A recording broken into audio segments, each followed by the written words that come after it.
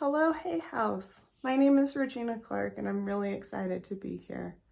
It's funny because this is probably like the 10th take that I've done of this video. I feel myself questioning whether I can actually do this. I look at myself in the camera and I start pointing out all the things to myself that I don't like, that I see, the way that I'm talking, all of it. It's scary, and I have to be vulnerable. And it's something that I've worked on for quite a few years of my life now. And it's interesting enough because that's what my book is about. My book, titled Stop Shaming Yourself to Death, is lessons on how to live more self-compassionately and not let shame take over your life. When shame takes over your life, it can cause disease or it can potentially cause death. My book goes through my journey of how shame almost killed me, but I came back, and now I want to tell my story to the world so that other people don't go through the same thing. In 2021, I ended up in the hospital with a deadly brain abscess. We had no answers. I went through 2 massive brain surgeries. I was in the hospital for over a month. It was very traumatic, and I wanted answers.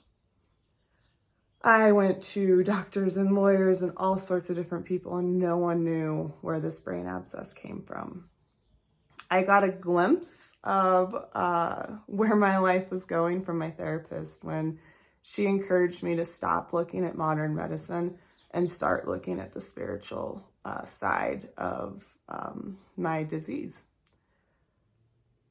I can say that it opened up a whole new world for me. Through lots of trial and error, lots of research, lots of therapy, discovered that built up shame in my body is what caused my brain abscess. And then I started to learn that my story could help people. I started sharing my story with anybody that would listen. And that's when I kind of knew, like, I have a unique opportunity from what I went through to help people to not go through it. Hopefully my book can help them to where they don't go quite as far as I did, because let me tell you, a couple brain surgeries ain't that fun. Don't suggest 0 stars out of 5 there. But I realized that I have all of this knowledge now. I have all of these tools that I learned to release shame, to recognize shame. I even had to do it in my own video today. Sit down and realize I'm shaming myself as I'm trying to make this video. And that's okay, but I'm not going to keep doing it. And I'm going to release it because I'm darn well not going to hold on to that into my body anymore. And my book, it walks through my journey from my story, because I find that my story is very interesting. People are very wanting to hear about it. Anytime you kind of tell people like, oh yeah, I've had a couple brain surgeries, they want to hear more. So the backdrop of my book is through my story, but I use my story to tell people about the tools that I learned, to help them recognize that they're not alone. This happens to everyday people.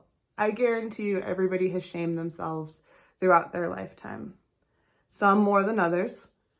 And that's what my book is for those that are ready to stop shaming themselves, take their life into their own hands, and really start living self-compassionately, so that when they're making a video, when they're doing something that's vulnerable or outside of the box, that they can recognize that, hey, that's my shame talking, and I actually can do this.